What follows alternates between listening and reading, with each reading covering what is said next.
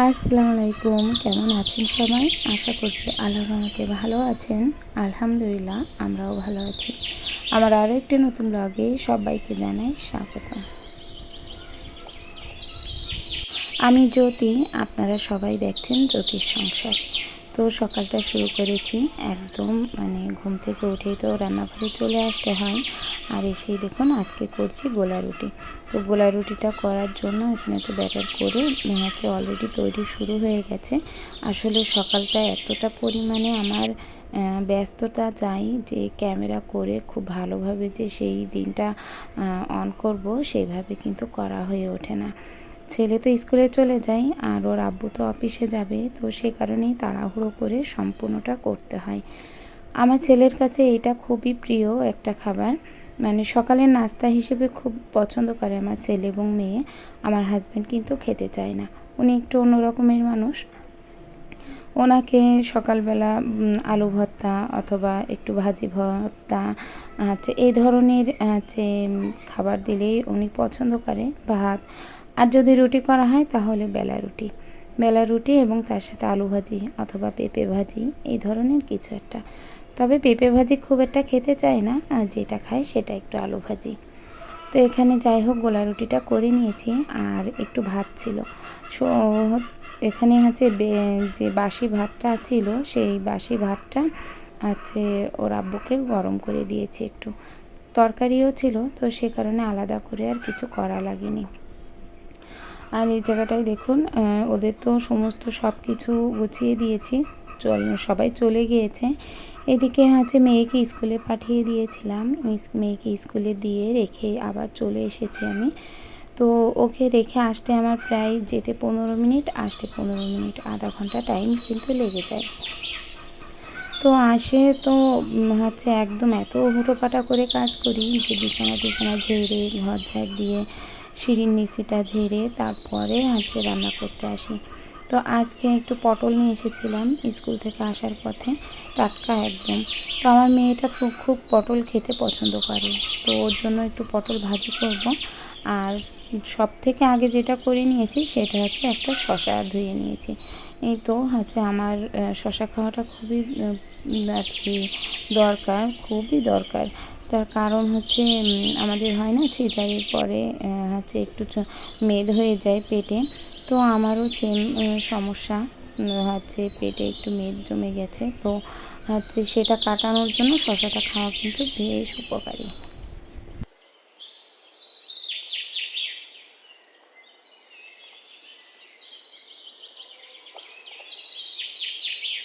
কোটা কাটা সেরে এবার এসেছি একটু বাটাবুটির কাজে। তো এখানে পেঁয়াজ কুচিয়ে নিয়েছি। তো পেঁয়াজটা কুচিয়ে এখানে ঝাল দিয়ে সমস্ত মশলাটা একবারে বেটে নেব দুভাগে তরকারি করার জন্য।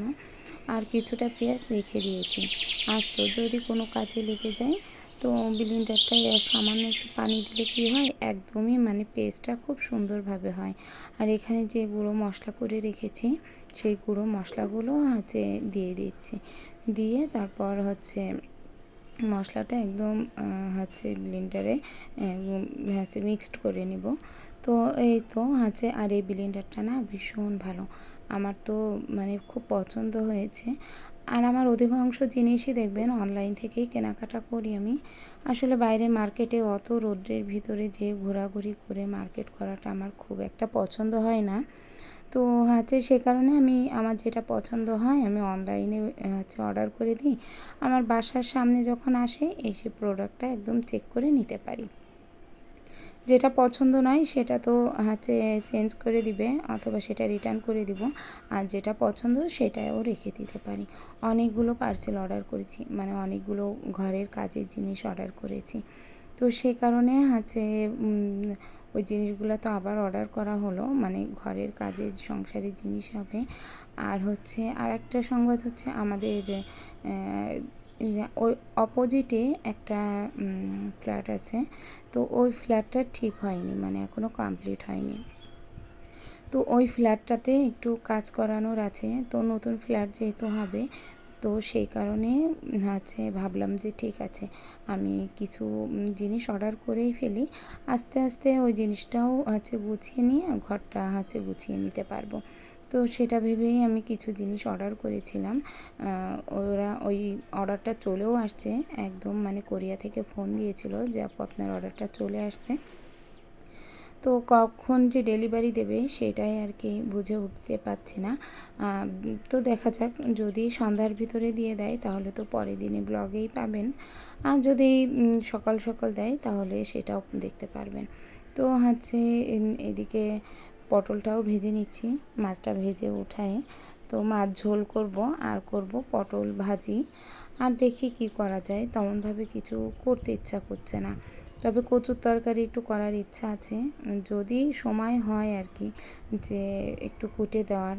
তো একজনকে বলেছি একটু কুটে দিতে, তো উনি বলেছে যে হ্যাঁ ঠিক আছে আমি কুটে দেব, তবে এখন আমার হাতে এসে পৌঁছায়নি, যদি আসে তাহলে ওটার ঝটপট রান্না করে নিতে পারবো।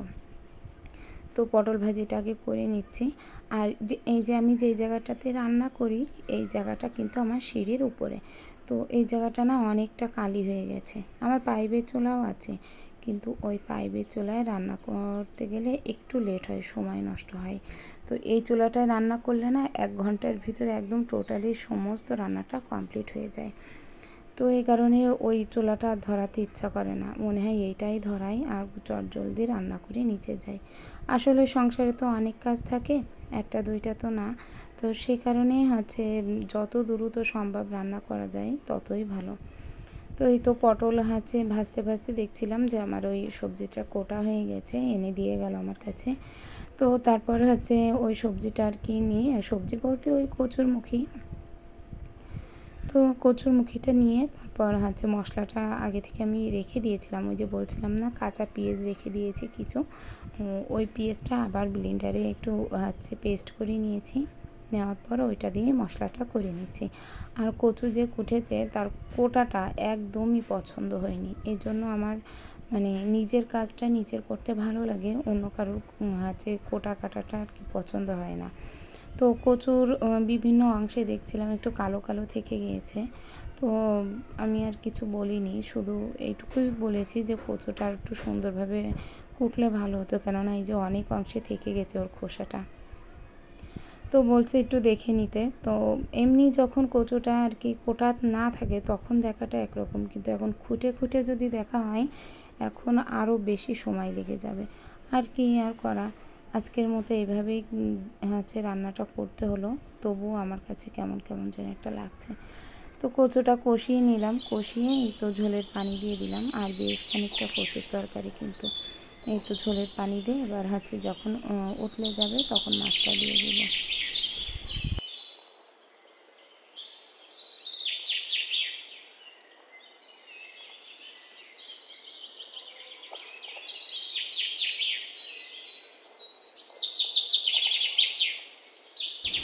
এই তো রান্নাবান্না শেষ করে চলে এসেছি, একদম ঘরটা মুছে গোসল করে তারপর ভাত বাড়তে চলে এসেছি।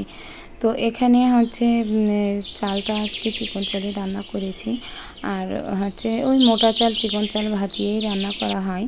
তো এখানে হচ্ছে আমি ভাতটা খুলে নিয়েছি, আর ওই কচুর তরকারি, তারপরে হচ্ছে পটল ভাজি, এগুলো তো সবই আছে। আর সবাইকে খেতে দেওয়ার পর একটু ঘুমিয়েছিলাম দুপুরে।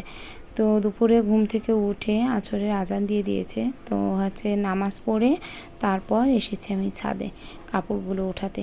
আজকে অনেক কাপড়ই কেচে দিয়েছিলাম।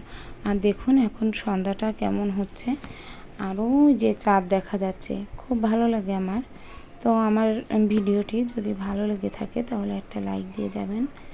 আজকের মতো ভিডিওটা এখানেই শেষ করছি। আল্লাহ হাফেজ।